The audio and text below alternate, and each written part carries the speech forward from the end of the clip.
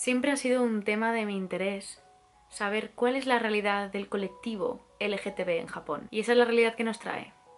Sombras sobre Shimanami. 散る前に白い月が昇る春風優しく二つの影 Ohai minasan, bienvenidos a mi canal, yo soy Maru y como os he dicho os traigo la reseña sobre Sombras de Shimanami.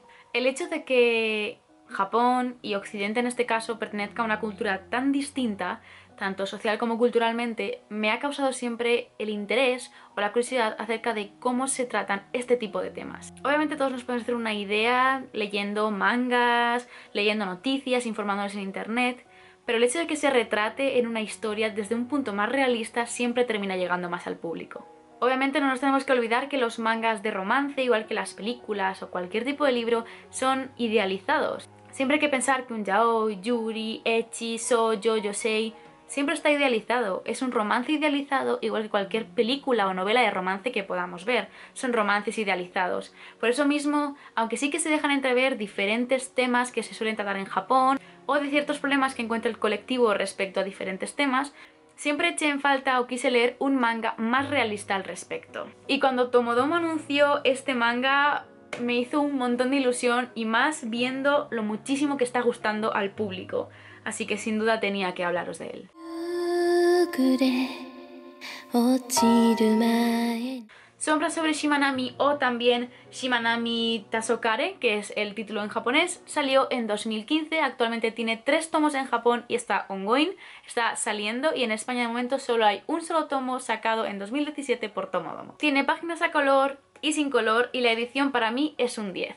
Tiene aquí un remate en papel que se lo podemos retirar y tiene como unos dibujos extra de la historia y todo el dibujo exterior está en un tono azulado. El azul muchas veces en teoría del color se relaciona a un estado de depresión, de tristeza, de no saber cómo seguir. Y es un recurso gráfico que a mí me gusta un montón y que la edición me parece espectacular.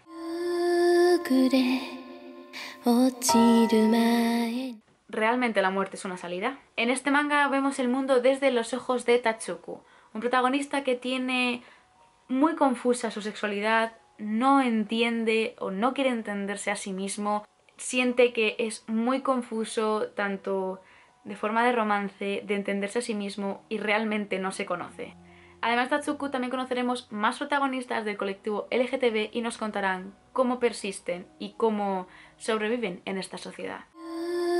暮れ落ちる前に Este primer tomo me ha encantado, pero a la vez me ha dejado con miles y miles de preguntas al respecto. El dibujo es una maravilla.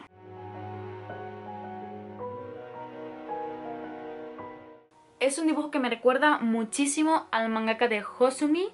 No sé por qué, es un estilo que le cojo similar, es un dibujo que me recuerda bastante. Es un manga muy estético, muy dinámico y me gusta de verdad muchísimo el estilo de dibujo.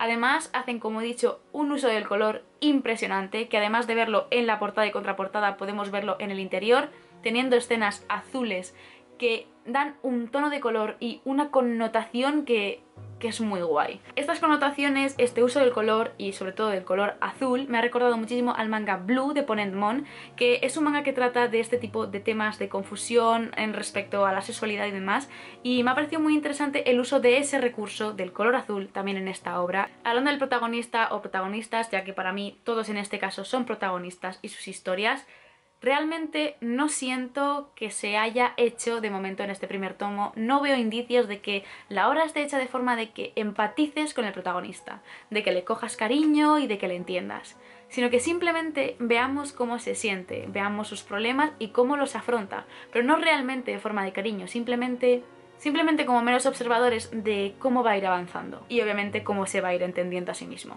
Además, de una forma muy sutil y muy buena, la obra te va dejando entrever la ideología de la cultura japonesa.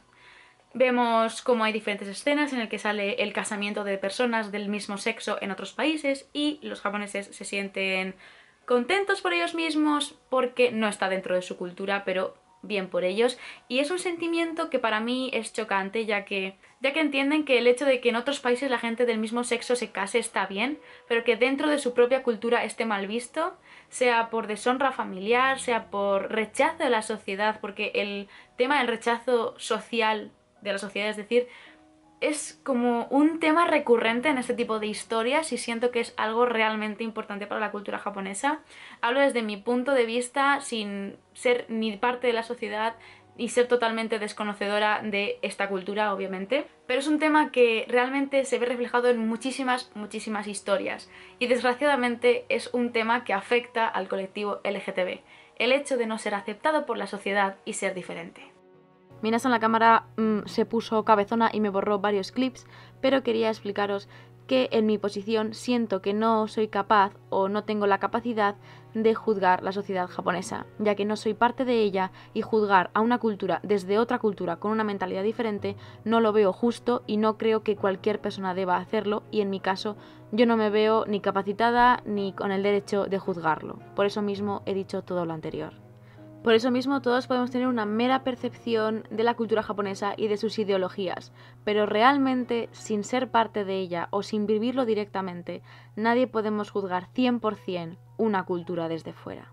Por lo que mi consejo es que cojáis tanto este vídeo como este manga de una forma de poder conocer un poquito más la sociedad, pero en ningún momento juzgarla.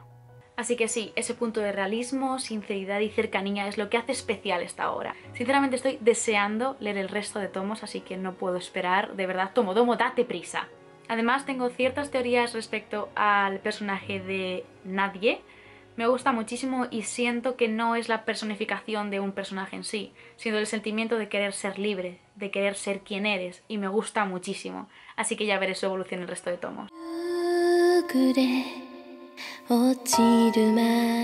Y en definitiva, Minasan, os recomiendo muchísimo leer este tomo. Seáis o no fans de las historias yuri o yaoi, porque no es eso.